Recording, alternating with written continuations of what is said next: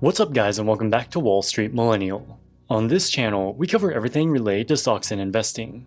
In February of 2022, Russia shocked the world with its invasion of Ukraine, and it doesn't look like this conflict will be resolved anytime soon. The most obvious impact is the devastation on the ground in Ukraine, with tens of thousands dead and close to 10 million people forced to leave their homes. But the effects will not be isolated to Ukraine or even Europe. A sharp decrease in oil exports has sent prices skyrocketing across the globe. But perhaps even more concerning is the fact that Russia and Ukraine are both major exporters of food, collectively accounting for around 30% of global wheat, corn, and barley exports, and 64% of sunflower oil. With Ukraine now an active war zone and their access to maritime export routes blockaded by the Russian Navy, these exports could fall close to zero. We've already seen global wheat prices surge by more than 20% since the beginning of the war, and we haven't even seen the full brunt of the impact yet. The wheat harvesting season in both Ukraine and Russia is in July and August. Importing nations adjust their stockpiles in anticipation of that harvest. When exports end up being 30, 40, or even 50% lower than usual, it's hard to overstate how devastating the effects will be. And this massive supply disruption could not have come at a worse time. Governments around the world have borrowed heavily to deal with the pandemic. This, along with related supply chain issues, have caused 40-year high inflation rates throughout most of the developed world. The global food price index increased by 30% in 2020 and 2021 as a result of COVID, and a further 20% as a result of the war. That means that food is less affordable today than it has ever been in the past.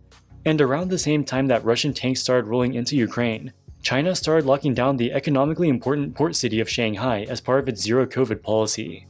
COVID-related restrictions have brought the port of Shanghai, as well as other Chinese ports, to a near standstill, with thousands of cargo ships stranded at sea unable to drop off or pick up cargo. This has all led to an unprecedented reduction in supply at the same time developed economies have been increasing money supply to fund stimulus programs. Decreased supply and increased demand will always lead to one outcome: stagflation. Central banks around the world have finally started to raise interest rates in an attempt to combat inflationary pressure. But no matter how creative they become, the Fed has zero ability to increase Ukraine's wheat exports or solve the supply chain bottlenecks in China. As the days go by, it's looking more and more likely that we're heading into an era of stagflation, with slow economic growth combined with high and persistent inflation. In this video, we'll look at how the world is sinking into stagflation and how investors can protect themselves in these volatile times. The majority of Ukraine's farmland is in the large open plains of the country's eastern regions. Unfortunately, these are the regions most heavily impacted by the current war. Many of these places are in active war zones, and it's impossible to maintain fields or harvest your crops under these conditions. Even in areas where fighting has stopped, landmines and other unexploded ordnances have rendered many farms too hazardous to harvest. While Ukraine is usually a large exporter of grain, this year they probably won't even have enough to feed themselves, let alone export it to other nations. And even if they did have any excess, the Russian Navy is preventing them from exporting via the Black Sea, which is their usual trade route. Most of Ukrainian grain exports go to Middle Eastern and African countries, including Egypt, Nigeria, and Turkey, and to a lesser extent Asian countries like Indonesia and Bangladesh. The US is a net exporter of grain and doesn't import any from Ukraine or Russia. But prices are global. Middle Eastern nations will start importing more grain from the US to offset lost Ukrainian supply, which will push up prices in the US and around the world. Also, while the US doesn't import any grain directly from Russia, it relies heavily on Russian-made fertilizers. Fertilizers were exempted from economic sanctions, but supply chain issues and reluctance of shipping companies to deal with Russia have pushed up prices dramatically.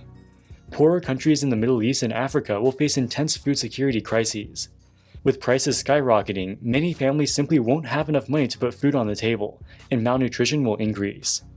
The UN's World Food Program estimates that between 33 million and 47 million more people will become food insecure as a result of the war in Ukraine, with most of the increase coming in Africa.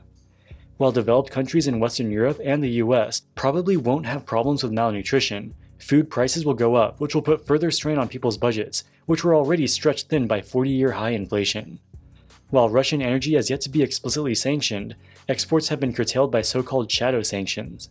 Many Western counterparties refuse to facilitate the export of Russian oil for fears of reputational or security risks.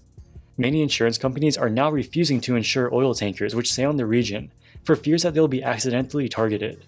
This has led to the oil price skyrocketing to $110 per barrel, the highest level in more than 10 years. Many analysts fear that prices could go even higher. To understand why this is, we have to look at how the oil market was set up going into the crisis.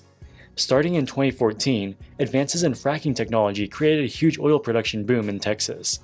This flood of new supply caused prices to crater down to as low as $30 per barrel in 2016. The low prices put many oil companies out of business. While prices gradually recovered from 2017 through 2019, the oil industry was hit by another unprecedented shock in 2020, when pandemic-related lockdowns briefly sent prices negative. These two disastrous periods, along with increasing ESG pressures, caused many oil companies to become more conservative with their exploration budgets, and over time supply capacity has been degraded. Going into the crisis, oil supply was already very tight. Russia accounts for 10% of global oil supply, and many analysts expect their production to fall by 30%, or 3% of global supply. While 3% doesn't sound like a lot, when markets are tight, a small decrease in demand can have a large impact on price. Because of this, Goldman Sachs thinks that oil can reach $150 per barrel by the end of the year. The increase in oil prices doesn't just hurt consumers at the pump. Pretty much everything that you see in a store or is delivered to your home is transported by cargo ships, semi-trucks, or trains. Retailers pass on these transportation costs to the consumer in the form of higher prices. The Consumer Price Index in the US has accelerated every single month since September of 2021, reaching 8.5% in March of this year. That's the highest inflation rate we've seen since the Great Stagflation that ended in the 1980s. In fact, the situation that's unfolding today is eerily similar to the 1970s era stagflation. In 1973, the US, UK, and a few other Western nations supported Israel in their fight against Egypt and Syria in the Yom Kippur War. OPEC, led by Saudi Arabia, viewed this Western intervention in the Middle East as unacceptable and placed an embargo on oil exports in retaliation.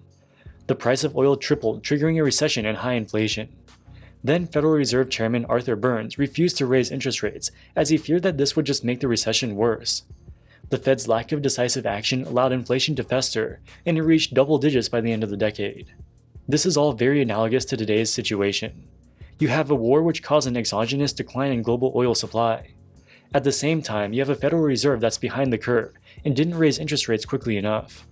And this time it might be even worse, because you also have a massive supply disruption from China's COVID lockdowns, which is further decreasing supply of manufactured goods. It's a perfect storm to create high and persistent inflation, while at the same time decreasing real economic output. And if history is any guide, it'll be very difficult to get out of this mess. The Great Stagflation didn't end until Paul Volcker was installed as new Fed chair. He pushed short-term interest rates all the way up to 20%. While he was successful in finally taming inflation, this did not come before an extremely painful recession, which saw the unemployment rate rise to 10%.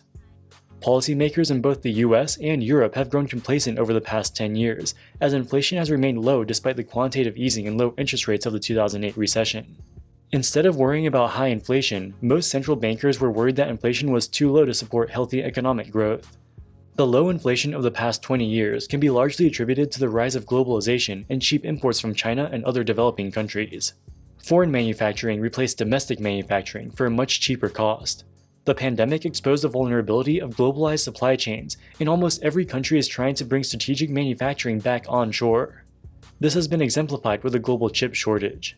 The US, China, and Europe are spending hundreds of billions of dollars on incentives to bring semiconductor manufacturing back within their borders. While this is great for domestic manufacturing jobs, it will also increase costs. We can no longer rely on cheap foreign imports to keep inflation down like we have in the prior decade. When you consider all the supply chain headwinds, it's hard to see how the Fed can reduce inflation to acceptable levels without also causing a recession. So how should investors protect themselves in these turbulent times? The S&P 500 has declined by 15%, putting it well into correction territory and within striking distance of a technical bear market. The speculative money-losing stocks like those owned by Cathie Wood have been completely obliterated. With markets so volatile, you might want to hold cash, but this is basically locking in a loss as the buying power of your cash is degraded by inflation. The legendary hedge fund manager Ray Dalio says that it's important to have a highly diversified portfolio that can protect your downside in a wide range of possible scenarios. It's almost impossible to predict how the current situation will play out. It's possible that the Ukraine war will be resolved diplomatically within the next few months and everything will go back to normal. It's also possible that the current crisis goes on for years and the inflation continues to spiral out of control. At this point, we honestly have no idea. During the 1970s stagflation, oil was the best performing sector of the US stock market by far, yielding a 73% real return compared to negative 16% for the S&P 500. Over the past decade, Energy stocks as a percentage of the S&P 500 has declined from about 10% in the early 1970s to less than 5% as of 2018. While the recent rally in energy stocks has closed this gap somewhat, the S&P 500 still has much less energy exposure as the megacap tech stocks have taken a greater allocation. As more and more investors use passive index funds, their exposure to energy stocks has decreased, which now makes them more vulnerable to a stagflationary environment. While this video is not financial advice, I personally have increased my allocation to the XLE Energy ETF, which tracks oil stocks in the S&P 500. It's already rallied 35% year to date, which has far outperformed the S&P 500. These companies will benefit tremendously from elevated oil profits, and the forward price to earnings ratio for the ETF is just 10 times, which is a significant discount to the broader market. If we really are entering into a stagflationary environment, oil prices should remain strong, and oil stocks may continue to outperform. Alright guys, that wraps it up for this video. Do you think the world is headed towards stagflation? Let us know in the comment section below. As always, thank you so much for watching, and we'll see you in the next one. Wall Street Millennial, signing out.